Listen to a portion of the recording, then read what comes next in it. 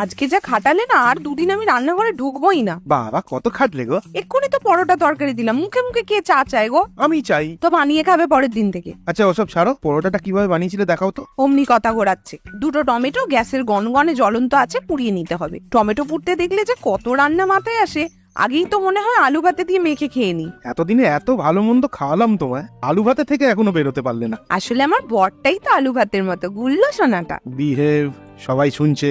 ও ভুলে গেছিলাম, চারিদিকে গুড়িয়ে গুড়িয়ে পুড়িয়ে নিয়েছি। এবার নামিয়ে রেখে ঠান্ডা করে নেবো। টমেটোটা ঠান্ডা হলে নিজে নিজেই খোসাটা ছেড়ে যাবে। নিজে নিজে ছাড়বে? তাহলে তুমি ছাড়াচ্ছ কেন? রেখে দাও, ও নিজের মতো খোলস ছেড়ে ফেলবে। উফ, আমি তো সেটা বলিনি। পুড়ে যাওয়া খোলসটা ছাড়িয়ে ছোট ছোট টুকরো করে কেটে নেবো। মিক্সি জারে টমেটো আর টমেটোর রস সবকিছু ঢেলে দেবো, সাথে দেবো 2 কোয়া রসুন। ঢাকা বন্ধ করে খুলে দিলেই দেখবেন ম্যাজিকের মতো বাটা হয়ে গেছে। হ্যাঁ, আর ম্যাজিশিয়ানটা আমি। একটা পেঁয়াজ মিহি করে কুচিয়ে নেবো, মিহি কারণ এটাকে ময়দার সাথে মাখাতে হবে। সাথে 2টো কাঁচা লঙ্কাও আমি ফাইন করে কেটে নেবো, মানে কুচিয়ে নেবো। আর অল্প করে ধনে পাতাও কুচিয়ে নেবো, সব সাইডে রেখে দেবো। 1.5 কাপ মতো ময়দা আমি এখানে নিয়েছি সামান্য একটু জোয়ান, হাতের তালুতে অল্প একটু ঘষে নেবো। খসা দেখে তো মনে হচ্ছে আগে নির্ঘাত খইনি খেতে। আরে খেতাম তো, তোমাকে বলিনি না? কি ডেঞ্জারাস রে বাবা।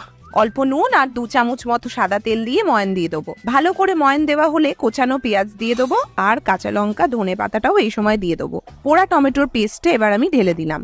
এক্ষুনি জল দেওয়ার কোনো দরকার নেই। ময়দাটা মাখতে মাখতে যদি মনে হয় যে জল দিতে হবে, তাহলে খুব অল্প অল্প করে জল দিয়ে মাখবেন। খুব টেলটেলে করে মাখবেন না, না হলে পেঁয়াজ আর ধনেপাতা দিয়ে জল বেরিয়ে না পুরোটাই আনম্যানেজেবল হয়ে যাবে। ময়দার টাকে একটু তেল মাখিয়ে দিন, আর হেলমেটটাও পরিয়ে দিন, কারণ কেউই আজকাল সেফ নয়। বেশ কিছুক্ষণ এটাকে রাখতে হবে, প্রায় 20 থেকে 30 মিনিট মতো তো লাগবেই। ততক্ষণ রান্নাঘর থেকে বেরিয়ে একটু হাওয়া খেয়ে আসুন, প্রচন্ড গরম পড়েছে। ফিরে এসে দেখবেন ময়দা সেট হয়ে গেছে। একটু ঠেসেই লেচি কেটে নেবো। আমার ডোটা দিয়ে মোটামুটি 8টা মতো লেচি বেরিয়েছে। বেলার সুবিধার জন্য গোল গোল করে পাকিয়ে নিলাম হাত দিয়ে। আগেই বলি, চাকি বেলনা দেখে কিন্তু খবরদার কেউ গালাগাল দেবেন না। ওর তো অনেক বয়স হয়েছে, তাই ওকে এইরকম দেখতে।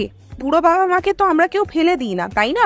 তাহলে একেও কি ফেলতে পারা যায় বলুন তো? টাকা খরচা করার ভয়ে নাটক করছে।